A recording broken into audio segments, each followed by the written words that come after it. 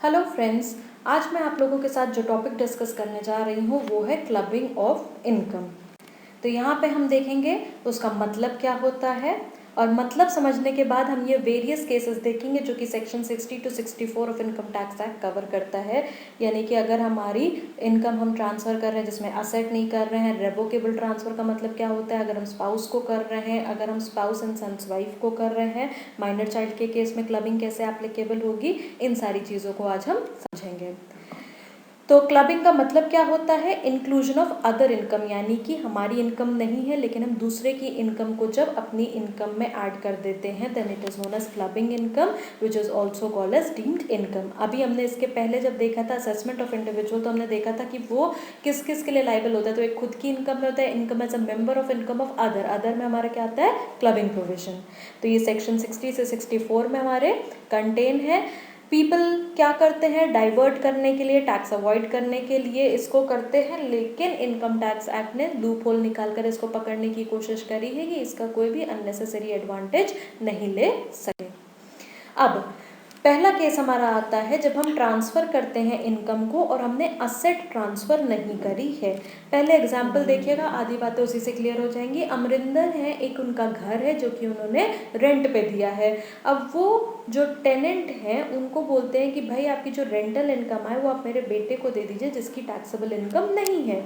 तो इससे क्या किया, अमरिंदर ने असेट तो अपने ही नाम पे रखी, लेकिन उस असेट से जो इनकम एडिशनल जनरेट हो रही है उसको भी उन्होंने अवॉइड करने की कोशिश करी कि उनको टैक्स उस पर नहीं देना पड़े।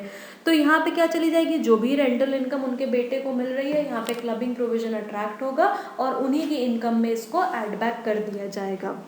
सो the income from the asset which would be taxable in the hands of transferor if the following condition is satisfied, यानी कि जो टैक्स पेयर है उसकी ओनरशिप है, ओनरशिप ट्रांसफर नहीं हो रही है, income is transfer to any other person. Revocable transfer of asset, revocable का मतलब क्या होता है, कंडीशनल ट्रांसफर की तुम ये ले तो लो मगर हमको ये दे देना, यानी कि जो अज्यूम करता है right to regain the asset. तो उस केस में हम क्या करेंगे, अगेन जो ट्रांसफर कर रहा है उसकी इनकम उसको मानी जाएगी और उसको टैक्स देना पड़ेगा। इररेवोकेबल ट्रांसफर क्या होता है, परमानेंट ट्रांसफर, उस केस में हम इनकम एड बैक नहीं करेंगे। यहाँ पे हम क्या कर रहे हैं, केवल रेवोकेबल ट्रांसफर के केस में ट्रांसफरर जो है उसके में एड बैक कर दें।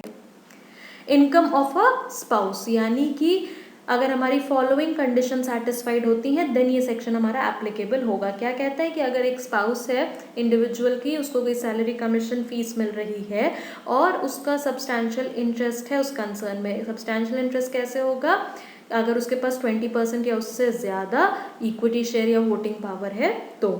अब फॉर एग्जाम्पल समझिएगा, जैसे कि my husband is also a C and I am also a C A, he is into practice और मैं उनके साथ वहाँ पर काम कर रही हूँ।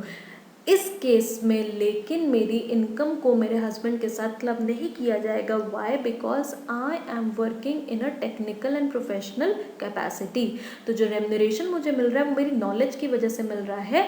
उसी जगह अगर कोई ऐसे ही अपने रिलेटिव को बस एम्प्लॉय कर देता है और अगर उससे इनकम आती है तो उस केस में ट्रांसफ़र करते हैं या क्लब करते हैं।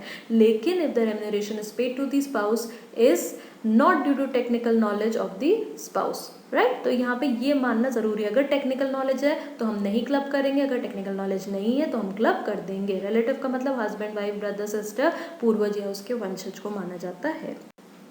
Income from asset transfer to spouse, अब यहाँ पे हाउस प्रॉपर्टी को छोड़ करके, इसका एक्सेप्शन क्या है, सिर्फ हाउस प्रॉपर्टी को छोड़ करके अगर कोई असेट हम ट्रांसफर कर रहे हैं डायरेक्टली या indirectly without any adequate consideration, यानी कि अगर एडिक्वेट कंसिडरेशन नहीं है, mister X transfer 500 debentures of IFCI to his wife without adequate consideration, तो उस डिबेंचर से जो इंटरेस्ट इनकम आएगी वो मिस्टर एक्स में ही होगी क्योंकि उन्होंने बिना किसी कंसिडरेशन के बस उनके नाम पे कर दिया so as to avoid his tax liability.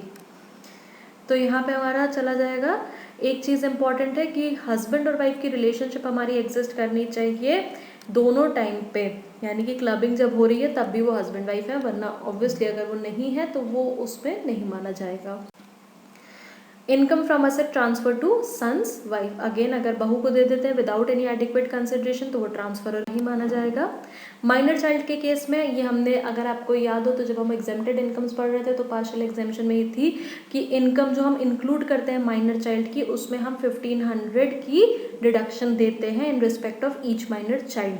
ठीक है, तो यहाँ पर हमारा क्या है, all the incomes that accrue to minor child वो हमारी इंक्लूड करी जाएंगी किसकी, पेरेंट्स की इनकम में। कौन से पेरेंट्स की इनकम में हमारी की जाएगी, which ever is earning more, यानी कि जिनकी टोटल इनकम ज़्यादा है मदर या फादर में से, उनकी टोटल इनकम में माइनर की इनकम को इंक्लूड किया जाएगा।